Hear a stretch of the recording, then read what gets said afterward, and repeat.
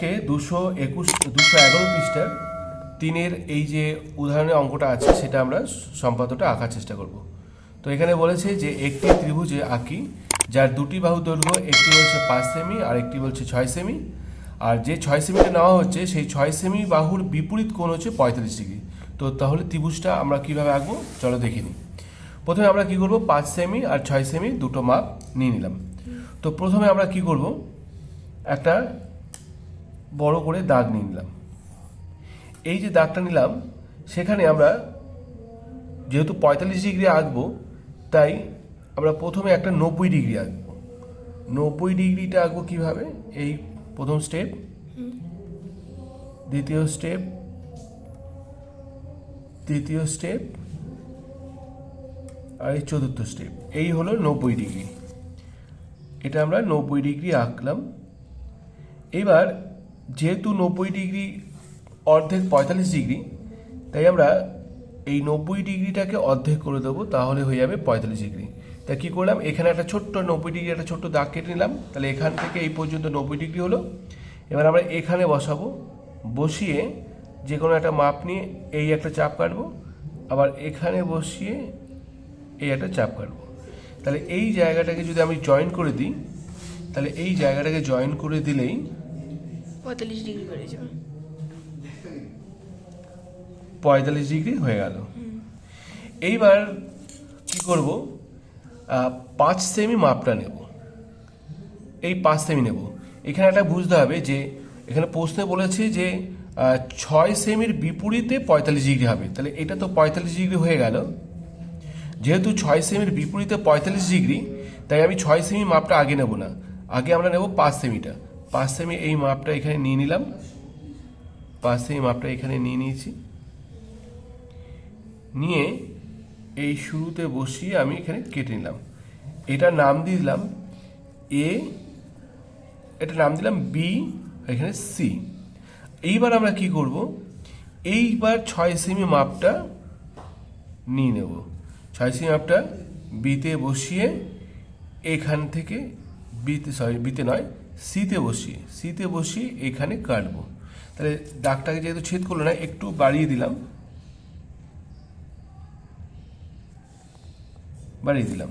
তাহলে যেটা বলছিলাম যে যেহেতু 6 সেমি মাপের উল্টো দিকে 45 ডিগ্রি, তাই আমি সিতে বসিয়ে কি করলাম, এই 6 সেমি মাপটা কেটে নিলাম। তাহলে এইবার যদি আমরা যোগ করে দিলাম, এটা হলো 6 সেমি, এটা হলো 5 সেমি। প্রশ্নে বলেছিল 6 সেমির বিপরীতে 45 ডিগ্রি, তাহলে এটা যদি 6 সেমি হয় তাহলে তার বিপরীতে কত, 45 ডিগ্রি হয়ে গেল, শেষ।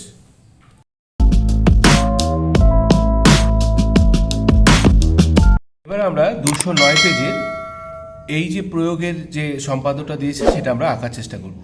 এখানে কি বলছে, একটি ত্রিভুজ আঁকি যার দুটি কোণ 40 ডিগ্রি ও 60 ডিগ্রি। এই যে 60 ডিগ্রি কোণ থাকবে, সেই 60 ডিগ্রি কোণের বিপরীত বাহু যেন 5 সেমি হয়। তাহলে এই ছবিটা আমরা কিভাবে আঁকবো চলো আমরা দেখে নিই। তো প্রথমে আমরা কি করব, আমরা 5 সেমি দাগটা কেটে নেব। প্রথমে আমরা 5 সেমি মাপটা কেটে নিচ্ছি, 5 সেমি মাপটা কেটে নিলাম। এটা হচ্ছে 5 সেমি। আর দুটো কোণ বলেছে, একটা কোণ 40 ডিগ্রি আর একটা কোণ 60 ডিগ্রি। দুটো কোণ, প্রথমে 40 ডিগ্রি আঁকছি। এই 40 ডিগ্রি কোণটাকে আমাকে চাঁদার সাহায্য নিতে হবে। তো চাঁদার সাহায্যে আমরা 40 ডিগ্রি কোণটা এঁকে নিচ্ছি। তো চাঁদা দিয়ে আমি 40 ডিগ্রি কোণটা এঁকে নিচ্ছি। এখানে হচ্ছে 40 ডিগ্রি, তাহলে এই পেলাম 40 ডিগ্রি কোণ, এটা হচ্ছে 40 ডিগ্রি। আরেকটা কোণ 60 ডিগ্রি। 60 ডিগ্রি কোণটা চাঁদার সাহায্য ছাড়াও আঁকা যায়, তো আমি এখানে চাঁদা দিয়েই মাপটা নিয়ে নিলাম। চাঁদা দিয়ে 60 ডিগ্রি কোণটা পাশেই এঁকে নিচ্ছি। তো এটা যদি 60 ডিগ্রি হয় তাহলে এটা হলো 60 ডিগ্রি। তাহলে দুটো কোণ নেওয়া হয়ে গেল। এবার আমরা সম্পাদনটা শুরু করব। প্রথমে আমরা কি করব, বড় করে একটা দাগ নিয়ে নিলাম। এই বড় দাগ থেকে আমাকে কী করতে হবে, এই যে 5 সেমি যে মাপটা, সেই 5 সেমি মাপটা এই দাগ থেকে ফার্স্টে কেটে নেব। এখানে নাম দিলাম বি, এদিকে নাম দিচ্ছি সি। এবার আমাকে কী করতে হবে, 40 ডিগ্রি এই কোণের মাপটা আমি নিয়ে নেব। 40 ডিগ্রি কোণের মাপটা নিয়ে বিতে বসিয়ে আমি কেটে নিলাম। আবার কোণের গ্যাপের মাপটাকে নেব, নিয়ে কোণের গ্যাপের মাপটা নিয়ে আমি কি করব, এখানে বসিয়ে কেটে দিলাম। তাহলে এটা হয়ে গেল 40 ডিগ্রি। এটা হলো 40 ডিগ্রি কোণ, এটা 40 ডিগ্রি কোণ হলো। এবার কি করতে হবে, ঠিক এই 40 ডিগ্রি কোণটাকেই আমরা পাশে আরেকবার এঁকে নেব, পাশে আরেকটা 40 ডিগ্রি কোণ এঁকে নেব। কোণের গ্যাপের মাপটা আবার নিতে হবে, এই ম্যাপের মাপটা নিলাম, নিয়ে এখানে বসিয়ে কেটে দিলাম। তাহলে এই হয়ে গেল আরেকটা 40 ডিগ্রি। অর্থাৎ আমাকে বিতেও 40 ডিগ্রি কোণ আঁকতে হবে, সিতেও 40 ডিগ্রি কোণ এঁকে দিতে হবে। তাহলে এখানেও 40 ডিগ্রি, এটাও 40 ডিগ্রি, এটাও 40 ডিগ্রি। এবার এই যে 40 ডিগ্রি কোণটা আঁকলাম, এর মধ্যে কী করতে হবে, আমাকে 60 ডিগ্রি কোণ আঁকতে হবে। কীভাবে আঁকছি 60 ডিগ্রি কোণটা, 60 ডিগ্রি কোণে প্রথমে গ্যাপের মাপটা প্রথমে এই কোণের মাপটা নিলাম, নিয়ে এখানে বসাবো, বসিয়ে এই কাটলাম। কাটার পর এই কোণের গ্যাপের মাপটা যদিও একই হয়, তো এখানে বসিয়ে কেটে দিলাম। তাহলে এটা হয়ে গেল 60 ডিগ্রি, এটা হয়ে গেল 60 ডিগ্রি। তো দাগটাকে যেহেতু ছেদ করেনি, তাই এই দাগটাকে আরেকটু বাড়িয়ে দিলাম। তাহলে এটা হয়ে গেল 60 ডিগ্রি। তাহলে এইটা যদি 60 ডিগ্রি হয়, তাহলে দেখো এখানে নাম দিচ্ছি এ, তাহলে এই কোণটাও 60 ডিগ্রি। এবার কেন এটা 60 ডিগ্রি, কারণ এইটা আর এই দাগটা দুটো দাগই সমান্তরাল, আর এটা কি ভেদক। তাহলে এটা যদি 60 ডিগ্রি হয়, তাহলে একান্তর কোণ হিসাবে এটাও 60 ডিগ্রি দাঁড়াচ্ছে। তাহলে 60 ডিগ্রি কোণের বিপরীত বাহু কত, 5 সেমি।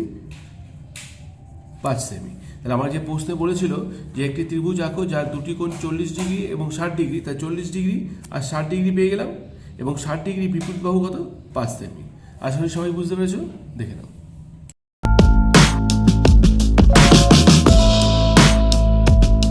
এবারে যে সম্পাদ্যটা করাবো সেটা খুবই ইম্পর্টেন্ট, এবং প্রত্যেক বছর প্রত্যেক স্কুলে এই সম্পাদ্যটা দেয়। তো এখানে আমি একটা উদাহরণ দিয়ে বলছি যে 12 সেমি একটি সরলরেখাকে সমান 6 ভাগ করতে হবে। কীভাবে আমরা 12 সেমিকে 6 ভাগ করব, তো প্রথমে আমাকে কী করতে হবে, একটা 12 সেমি একটা সরলরেখা নিতে হবে। তো আমি ফার্স্টে একটা 12 সেমি একদম একটি সরলরেখা, 12 সেমি সরলরেখা নিয়ে নিলাম। তো 12 সেমি সরলরেখাটা নিলাম। এবার কি করব, 12 সেমি সরলরেখাটার এক প্রান্তে যে কোনো এক পাশে যে কোনো একটা কোণ আঁকলাম, যে কোনো মাপের। এবার সেই কোণের সমান মাপের আর একটা কোণ আমি কি করব, অপর প্রান্তে অর্থাৎ এই দিকে অপর প্রান্তে টেনে দিলাম, অপর প্রান্তে টেনে দিলাম।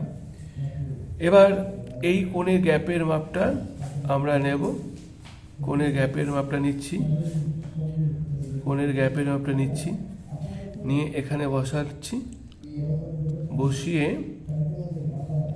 কোণের গ্যাপের মাপটা বসিয়ে এখানে কেটে নিলাম। তাহলে এই যে কোণটা হলো, এই একটা কোণ তৈরি হলো। এই কোণের মাপ আর এই কোণের মাপ কিন্তু অবশ্যই সমান। তো এবার আমরা কি করব, এই বডি, যদি আমি এটাকে বডি হিসেবে ভাবি, তো এটাকে বলেছে 6 ভাগ করতে। আর এটা যদি ডানা হয়, তাহলে এই ডানা দুটোকে সবসময় মাথায় রাখবে, বডিটাকে যতগুলো ভাগ করব, ডানা দুটোকে তার থেকে 1 ভাগ কম। অর্থাৎ বডিকে যেহেতু 6 ভাগ বলেছে, ডানাকে আমরা 5 ভাগ করব। তো 5 ভাগ যদি করি, সমান 5 ভাগ করব কিভাবে, প্রথমে একটা ভাগ নিচ্ছি, একটা, দুটো, তিনটে, চারটে, পাঁচটা। ঠিক উল্টো দিকেও যে কোণটা আছে তারকেও আমি সমান 5 ভাগ করবো, একটা, দুটো, তিনটে, চারটে, 5টা। এবার এই যে ভাগগুলো, এই ভাগগুলোর নাম আমরা দিয়ে দিচ্ছি P Q R S T. ঠিক পি এর উল্টো দিকে এটাকে নাম দিচ্ছি P1, এটা হচ্ছে Q1, এটা হচ্ছে R1, এটা হচ্ছে S1, আর এই যে ভাগটা আছে এটাকে নাম দিচ্ছি T1। এবার আমরা কি করব, এই P আর P1 এটাকে যোগ করে দেবো। একইভাবে কিউ আর Q1 এটাকে যোগ করে দেবো। একইভাবে আর R1কেও যোগ করে দেবো।